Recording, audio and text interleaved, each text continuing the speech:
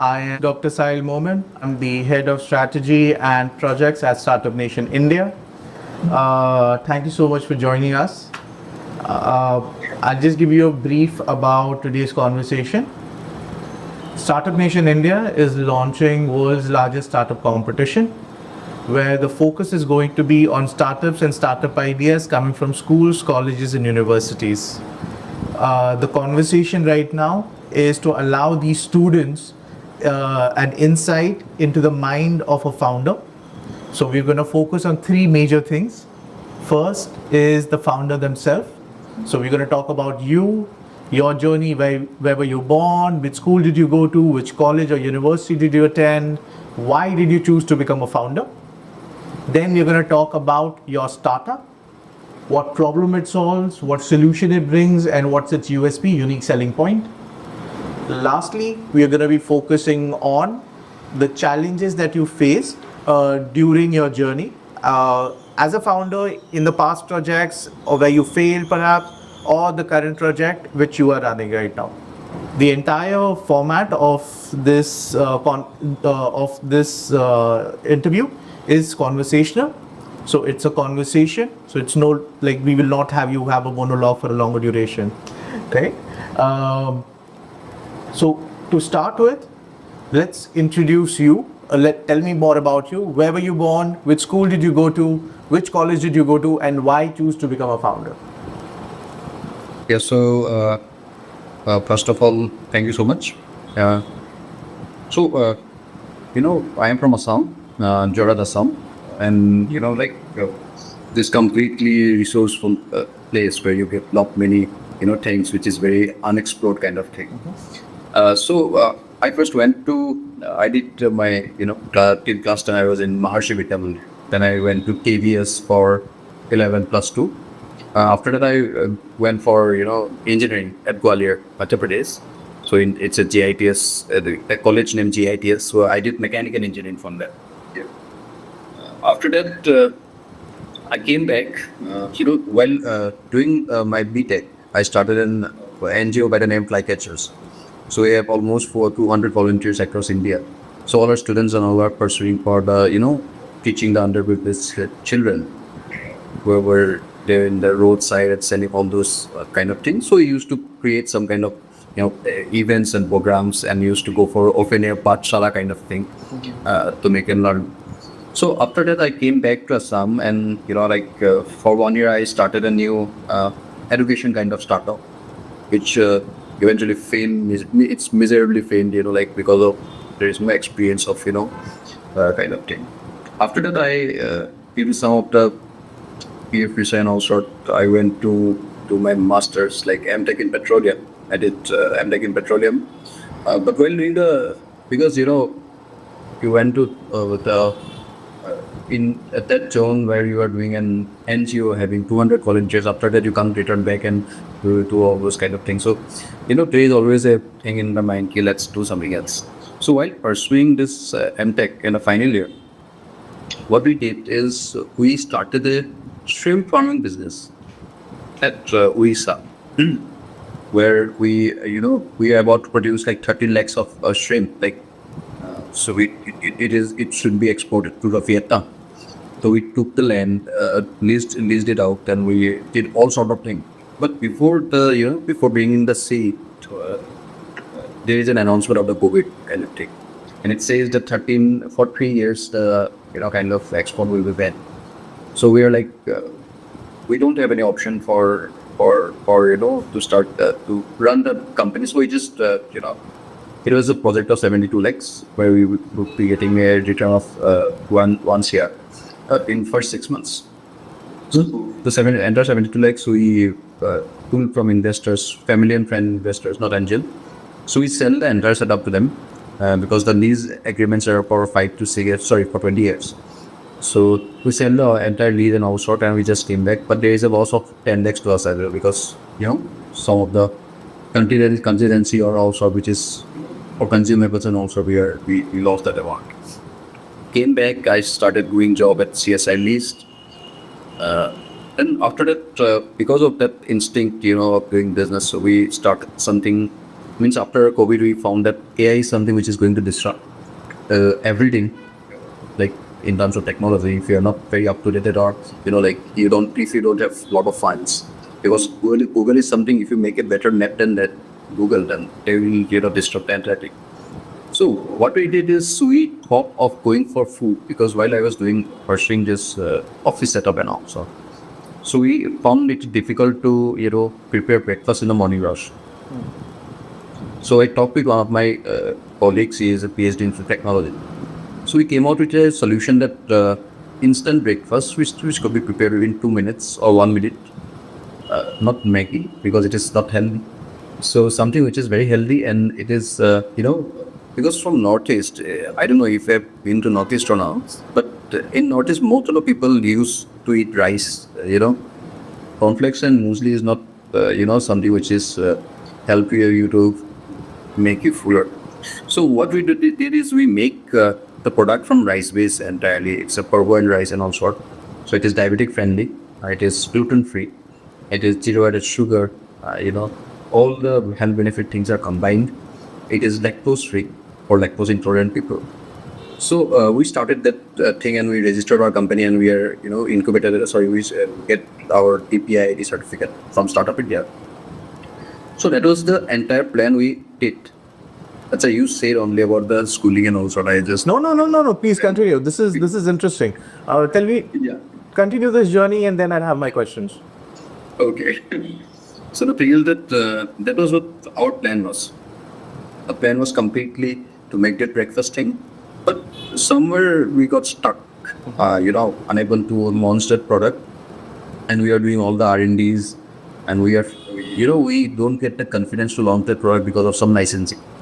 Because also because you can't just claim this diabetes free, good for diabetes people, because we need a lot of certification and all sorts. So we got stuck over there. So what happened? Meanwhile, this is what the Startup India did. Is Startup India called us for an event called Sukalam. They organized, and there was first Sukalam, I think they have organized in collaboration with NIPTEM. So we were invited for that, and what they did is they asked us, "Okay, bring some spice for Northeast, because you're from Northeast, so you have Puchulaga, so bring something, because you're taking some breakfast, and the table is so big, and you can't display all those, it looks very empty. So you bring something." So what we did is I had some chili oil before somewhere, but not Puchulaga chili oil. I had some different chili oil. So what I did is I was like, well, let's make Puchulaga chili oil. I just infused it and make some of the SKUs, and I took it to Delhi, along with a breakfast. And the first pitch of my life in food segment. Before that, I have been pitching called Homa Mini Startups. So the first pitch was in front of Marico. Their R&D head of Marico was there. Then Tips India is there, Keniche, and some of the giants. So they grind me up, and they were asking a lot many questions. So that thing helped me out to get all those problems that I was facing with the breakfast mix. But again, in the parallel side, like, people are coming and tasting. I was making them taste our product, Yeah, no. so they were liking it, and they were like, "Where would be getting this type kind of products?" So I was like, in Assam, you will be getting in all places. Because being an entrepreneur, I was like, I don't want to offend them. We don't have the product in the market. So they were like, how we are going to get this product if you want to order? I gave my card to them and said, if you want to order, you just call us, and we can send you some of the products. You won't believe, like, I came back to Jorhat, and after within 20 days, I get more than 30 orders. They have, texted and also, because they have tasted the product. Yeah. And in North, people used to have the spicy kind of Yeah. thing. So we were like, let's go with this flow. If people are, because we did our MBV validation unknowingly over there. So so we started that product, and after starting in Amazon, within 3 months we got the Amazon Choice badge over there. And it is completely organic. And we did went to some of the different departmental stores in Delhi. Also, we have some of our product in South Delhi, and in departmental stores also we have our products. Now we are moving forward with some of the circular economy products. Like, as I said about the chili. So there, while we are working on this product, we found that most of the farmers struggle because of the post-harvest loss of the chilies. And this Buchuluga, which is India's hottest chili, and only once it was, got the Guinness World Record as well. So what we did is that it is unsellable because it is not appealing to the customers because it rotten up or infected by insects. So what we did is we tried those products and we extract the oleoresin out of it. So that oleoresin has been used in pharmaceutical companies, paper spray manufacturing, and in companies where for pain, relief ointments, it is used. So that's what we are doing. We are creating that, converting that waste to value kind of thing, right? All right. First of all, quite an interesting journey. I have a few questions. And for people who don't know, Jorat is a region in Assam which is surrounded by tea gardens.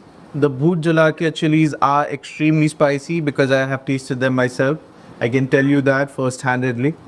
I want to focus on three things, right? First, I want to have a conversation about your edtech business because that is something that you tried early on, realized it didn't work out, you failed. How long was that? Why did you try it? How did you try it? And why did it fail? Because a lot of these students are going to fail first time. That is given for every founder out there. So I want them to have that experience from you as well. Okay? So why try it out? How did you try it out? And how did it fail and why did it fail? So the thing is that before stating that means before stating why did I fail, because of that failure journey, fail, all sort of like 3 to 4 startups like that. So the thing is that fail. The reason behind the fail is a different kind of segment, but that failure has helped me in this segment. Absolutely, because the moment I started, applying for this food business, I have a clear picture of how the pitch deck is being made, what investors or what the jury is, seeking forward for. So that's the reason wherever we have applied, 80% we have been succeeded. We are incubated at Assam startup, IIT Guwahati, IIM Bangalore, NSRCell, manage Hyderabad, One Foundation, everywhere we got that thing. So, and again, because of that thing, we, after the launch of our product, in the Assam ecosystem, we got a very good, place because everyone knows in Assam ecosystem what Handicrafters is at the initial time, within 5 to 6 months. So that is, I think that happens because of that failure kind of thing. So the edtech business, it was something which I personally felt I liked it because I like teaching people. Because in earlier packages also we are teaching students. So that is the reason we started something which is kind of something enhanced kind of thing. And to get into that market as well, I started doing job for 2 months in Byju's to understand like how to go for customer acquisition. But the thing is that that failed due to some of the problems like not getting good amount of faculty teachers, as well as the funds for because product business. If we are having the product with a very small amount, we can start it. But for teaching all those kind of thing, to take those students from different kind of coaching centers is where the investment is required, as well as to keep those teachers. Giving them salary is something which is very hard. So that is the reason I think it might fail. And again, we were not so much into it. I think that is the reason. Secondly, I started a thing called CarPay. It's a online platform, aggregator platform for car washes. But the thing is that that failed because we haven't started the company. We didn't register the company. And we are planning it out, everything. We are pitching everywhere, but we are not in the ground. We are not talking to instead of talking and pitching to investors, first we need to go to those, aggregators and talk with them. But we are sitting aside with our laptops and we are just doing all those kind of online stuffs, which is not actually happening. So those kind of things has been eliminated here. We first initiated on the ground and then we went to all those kind of secondary things. So that time no one was there to guide us to understand, like make us understand which is primary and which is secondary kind of stuff. Yeah. No, that's good. Sure. I think that makes sense because as founders, initially we do what we think would be the best thing. Then we do Right. then we think what we assume market needs, and Right. then we do what the popular consensus have told us. Ki Baba, create an idea. First thing you do is pitch to an investor, raise money, and then go to the markets, right? Which Right. is not how it works. You first need to get your idea validated, right? True. And that's where I want to take this conversation a little. When I want to validate an idea, right? Because you've tried a variety of businesses from different domains altogether, some service, some product, and now finally into something that is actually working very well for you, which is the Bhujalakya oil and the product byproducts of Bhujalakya and the resources that you get. The question I want to ask you is, what role does an intuition or passion of the founder plays when validating an idea, and how do you make sure that you do not overwhelm your perception, your ideas, your passion over the business, rather than having the market come to you and the business tell you what to do? I think everything is correlated. And if you're into the ground, if you're doing if a founder is doing on the ground something, so I think that is what makes him understand what market reacts and how to interact with the entire market. So, as I said, I started the NGO called Flycatchers. So we raised a lot of sponsored funds. And that is what helped me to understand the stuff that you don't require money to do something. It is was the gist and the mindset you need. Because that time we don't have any money and we are taking from sponsors and raised like lot many monies. Not lot money. For a student it is very big money, like 5 to 6 lakh is a very big money for that time. And raising like 50 rupees, 100 rupees, from each person and making it 5 lakhs is very big thing. Yeah. So that what I felt like it is something which is not a concern. So initially, it is very clear in my mind that money is not to be taken in. But yeah, you need to make some strategies out there to get some grants, get some investments, and you should be ready with your homework to how to pitch and how to do all those stuff. And once you get into the market, and if you're doing all those stuff and being in the grounded kind of thing, looking after the entire operations, then I think you are in depth with that stuff, and you are the sole person who understands the trending of the entire market. Because as I said, we are into the breakfast, but once we see the opportunity that there is a rise in this kind of chili oil, so we just launched that thing prior to the breakfast. We are not like sticking like that we are into breakfast kind of thing, because that time we are in a very initial stage and we are trying to switch and no one knows us. So we have the option to change something which is opportunistic. Right now people know it the cereal, so we can't change into something different kind of thing. But at that time it is bad. So what I was trying to say is that if we're in the ground, we can get all those kind of thing. Okay. Means to understand what is going on. Another thing I want to talk to you about is in terms of, I'm gonna stick to the failures for some time, then we'll talk about the success, right? Because you've tried so many different things at different times in your life, right? Some of them failed because you were not, there was not a founder market fit. Some of them failed because the timing wasn't right? Some were your mistakes, some were just bad timing. Like the shrimp farming Right. business, right? You set up everything, you've raised your friends and family around, you are all ready to go to the market, produce those shrimp, you've identified a very niche market, right? So you've identified Vietnam to export shrimp as your market. So you've done your market study, you've done everything, you've got everything ready, you've got your setup ready, and then something unfortunate happens. Things shut down. That is something that a founder cannot control. So we have to be Right. mentally prepared that there will always be a risk, but something like this might happen. How does a founder overcome that to then get back on the horse, go out there, bye bye, go back to the Northeast, start a new venture in breakfast, right?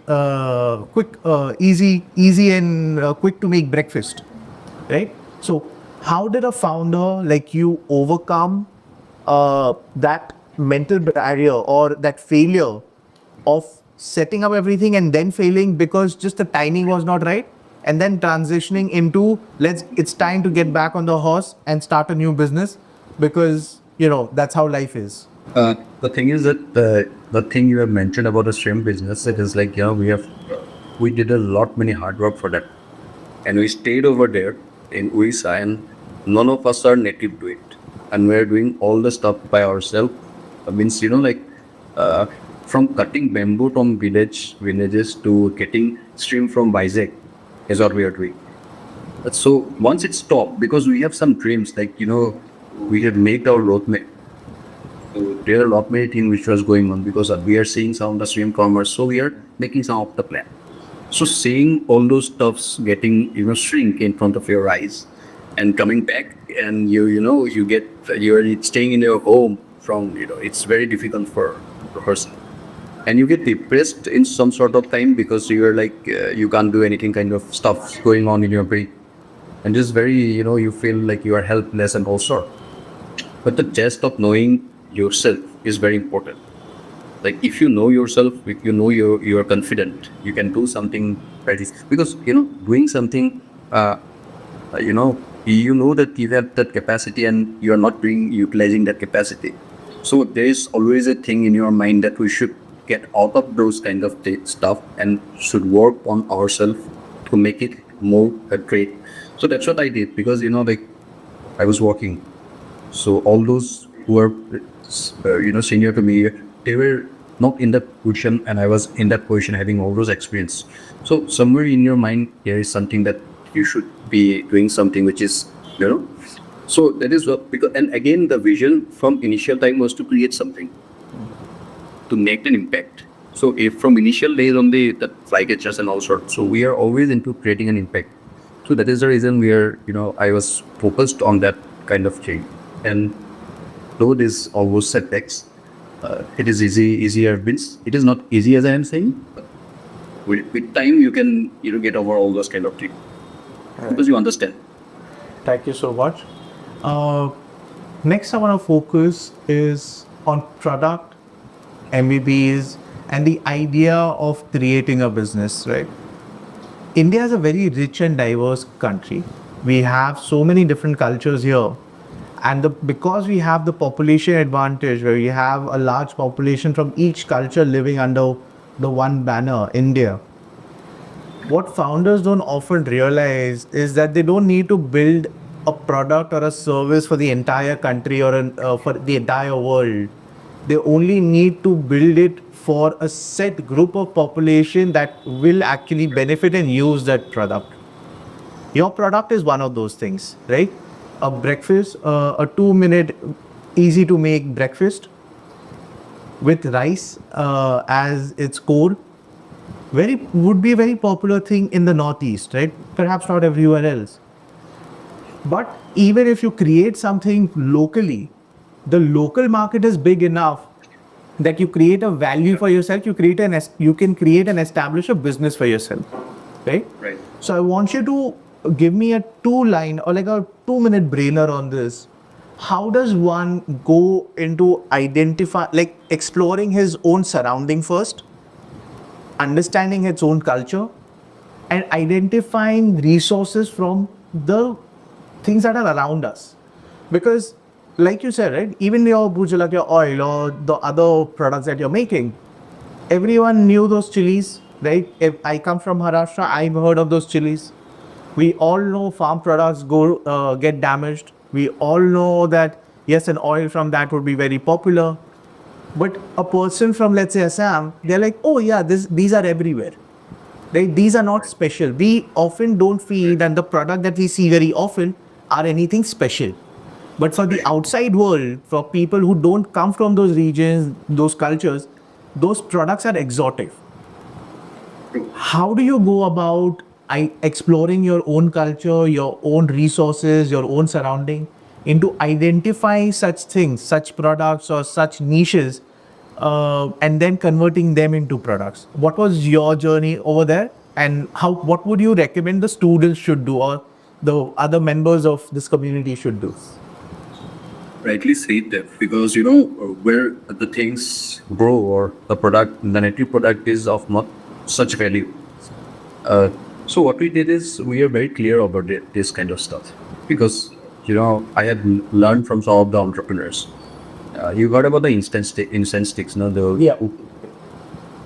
So whoever manufacture those kind of sticks in my place, they make the packaging where it was written that manufactured in Kolkata. So someone told me, do you know why it is written? I was like, why? So he said that people are not interested to buy products from the native place. So they are most interested if the product is from outside. So what we do is that we don't advertise our products in Assam. Our products are mostly advertised in outside Assam. So my biggest market is in UP, Maharashtra, Hyderabad, even Andhra Pradesh, sorry, Andaman Nicobar also we used to send products, but very less in Assam. Because, as you say, this kind of thing. So if someone wants to explore that kind of thing, so it is very clear they should understand.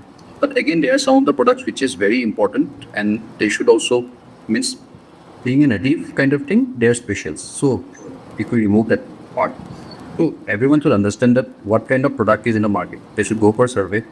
They should understand. They should see what kind of product. They should do a market survey, talking with the shopkeepers, all the retailers, because retailers are the people who are dealing with the customers, not the B2B segments. So dealing with the retailers is very important. So go and do a market survey with the retailers and understand what kind of product is in the market and why people are buying those products. So that is what I think students or everyone should do first. And also gather some, market surveys. Like if I want to advertise my product, I will search like which place people eat most of the spicy food. Like, so if you go for example, if we're going to export a product, I will be checking whether Japan is going to have chili oil or not. If you're not eating spicy food, then I should not go for Japan. Whether I should go for Mexico. Or chili oil, I should go for Korea, because Korean people used to have chili oil.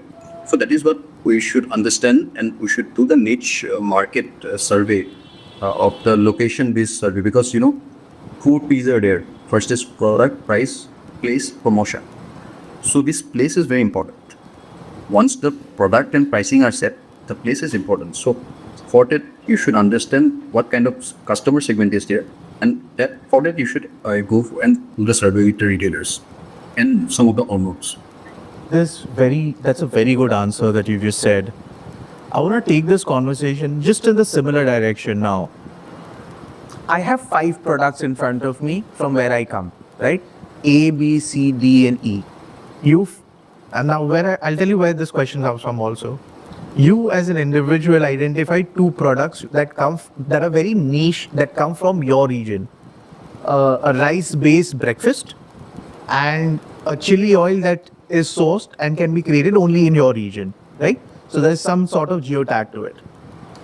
Now, one of these products is created locally but created for the world.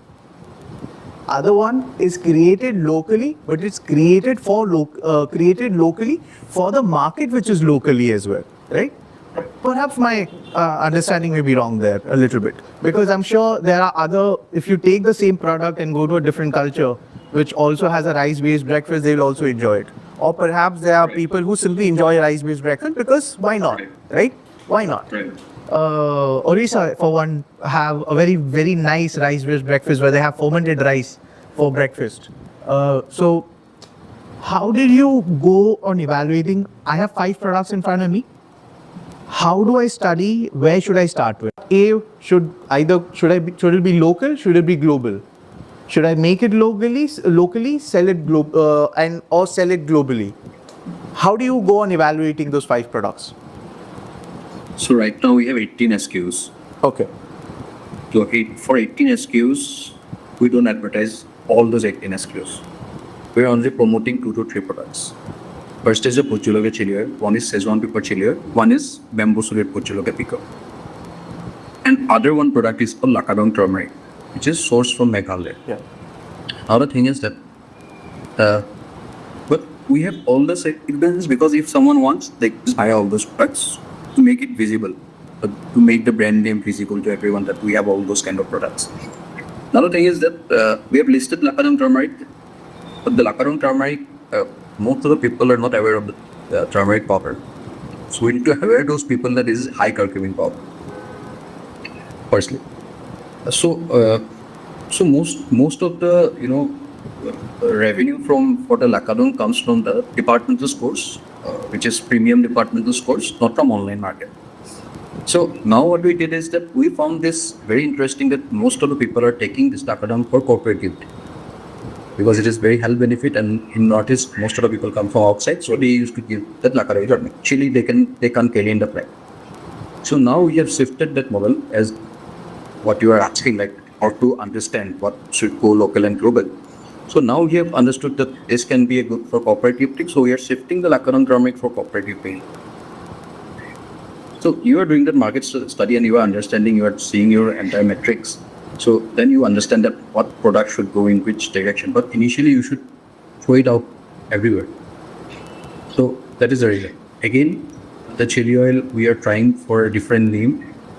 One is with Bhut chili oil, because to those people who are, who knows what is Bhut chili, and nowadays it is very, very famous. It is in fair. Everyone is infusing Bhut chili. But again, the same product we are making it a different name, where it won't be written a Bhut chili oil. Rather, it is a chili oil, spicy chili oil, with some of the twisting in the ingredients. So that's what we are going to do a testing, where we'll be getting to we'll understand like which sells more. Because one who don't know Bhut chili, he won't buy it, thinking what is it, and if it is not proper advertised correctly or something like that. And spicy chili oil, he of course know that it's a very spicy kind of thing, so he will buy it, probably. So we are going to do that A/B testing as well, right? To understand that thing. So once you do the testing and you take your insights, then you can understand like which product go national or domestic. A lot of the students may not know what that is. Walk me through the process. How do you do it? What is A/B testing? How do you do A/B testing?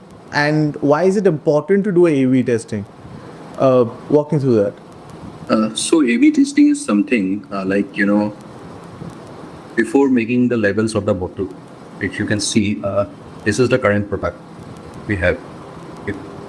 So before this level were made, what we used to do is that we want to test the product is which product people pick, because it is what appear to the customer is what they buy.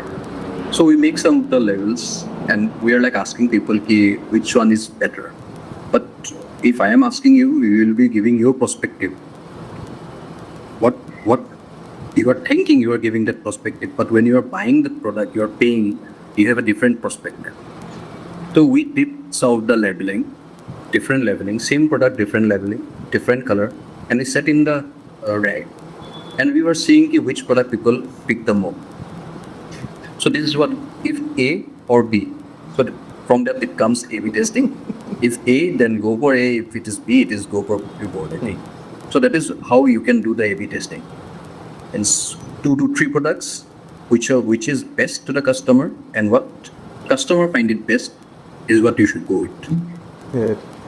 I mean, A/B testing in the community is the go-to method after you developed a product, right? Especially a food-based product. It's very easy to do an A/B testing on that product, because you create one product, you create like 3-4 labels of it, put it on the same shelf and see which product gets bought most.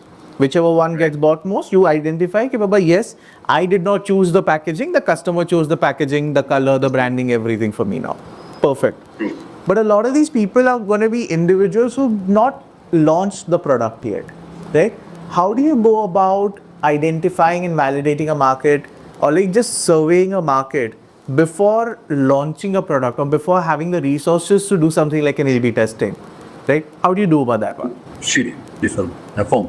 Okay. Google form. I'm so sorry.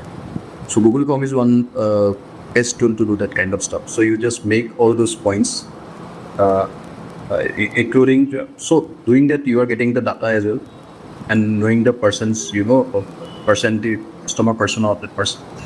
So you make all those kind of thing in the Google Map, and you just circulate among your network, and ask your friends to circulate among their networks. So once you get the results, you'll be getting a good grasp of the entire thing. So from that you can understand like what the customer wants. Like it again depends on the questions. Like you should put those questions such a way that they don't think it is something you are answering some sort of questions. But again, you should also get those kind of answers. Could you walk So us through like that is an one- example? Could you walk us through an example for, let's say, the chili oil part, right? Bhut Jola ka chili. You've not launched the product, but you want to test it out. How would you go about that one? So, like an example will help them First thing- understand. Yeah, first thing we'll be having is the entire personal details of the customer to understand the age group and also. Then some questions like, are you a spice enthusiast?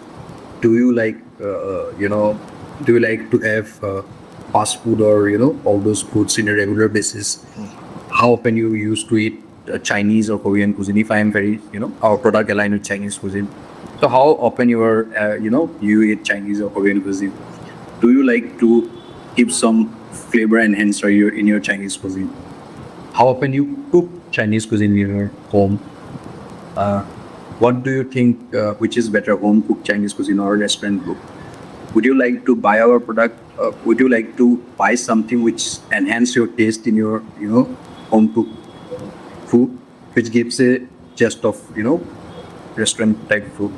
So all those kind of things. So once they're answering all those kind of things, would you like to buy something if you make something very spicy chili oil for your Chinese cuisine?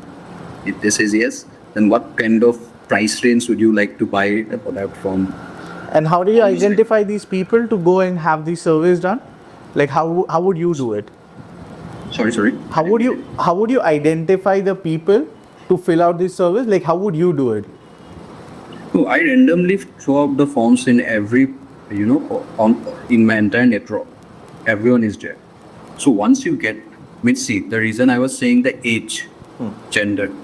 So you understand, after that you make your own report, like this kind of age group is what used to have Chinese cuisine. This age group is not having Chinese cuisine. So you are getting a data that to whom you are going to advertise, who is your niche market or target audience is. So that's what you can niche it up, the entire process. How many people are going to buy the product, if the MRP is more than 200, or who are looking for quality products, okay, who is spice enthusiast. Again, the reason is there. You can again categorize based on the reasons. Okay, from Maharashtra, I am getting 5 people who are taking spicy food, where in Delhi only I am getting 1%. So Maharashtra is something where people used to eat no spicy. People even make a prediction. After that, you can do more survey on Maharashtra, like sending all those forms with people from Maharashtra. So that kind of thing you can do in Google platform. Yeah.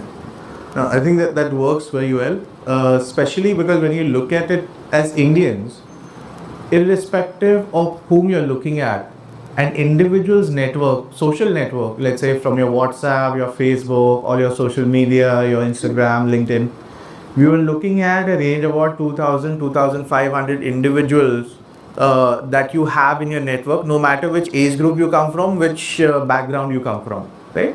Your Facebook friends, your WhatsApp groups, your family groups, and all the other friends networks and so on. So around 2,000, 2,500 people you'll identify from that, and that's a good enough starting point at least to test these things out. And always testing out in your own network is always better because first it's obviously there is a small scale, it's a testing ground, but also gives you a small niche kind of thing where your ideas can get easy validation to a certain point as well. Last thing I want to talk about with you is I just I just want to add something. yeah, sure, absolutely. So once the form has been done, I think if someone wants to taste the product, they should keep the product in their status in WhatsApp, on their WhatsApp, so that because that person has the time to understand the market. So if he tasted the product in WhatsApp, advertising the product in WhatsApp, so that all those community in this WhatsApp, if they buys the product, then there is a possibility that the product is a good product. Secondly, once the friends and families have tasted the product and they have given the feedback, that's what works for us. If they have tasted the product and give the feedback, after that, we don't consider them if they're buying the product. Also, we are not considering them in our market search because they are buying because they liked us. because they have a connection with us. Our real customers are testing reports are from those customers who don't know us completely and we are avoided. So that's the process we should go forward. I think that makes a lot more sense when you put it that way, right? And yeah, I agree with you on that. Let's. The last one I want to talk to you about is the legal and regulatory part of things. You mentioned earlier that you had some trouble with the licensing part.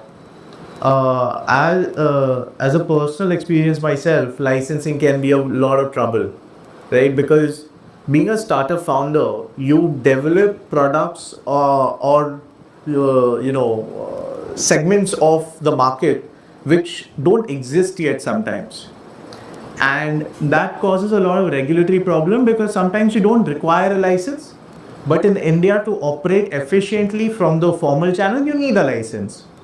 Similarly, every time you, let's say, claim something like I want, it's a diabetic free, or it's a I don't know, blood pressure reducing, or I don't know, any kind of health benefit that way, you again have to validate that claim through an XYZ agency.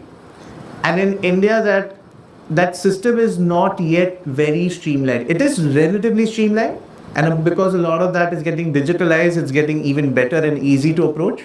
But it's in the last stages, I'd say, of like getting streamlined, getting very organized, getting affordable, being one of them, right? What was your experience with licensing? How did you? What were the major problems that you came across, and how did you solve those?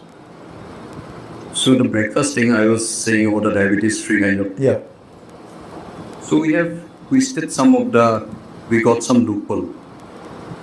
What we did is that instead of giving diabetes free, we make it diabetic friendly. So no license is required. Okay. Because we are not claiming it is diabetic free, it is diabetic friendly. So there is no license required. Gluten free, for that we don't need required license. For FSSI you need to go for FSSI licensing, and that's what we get very easily. Yeah.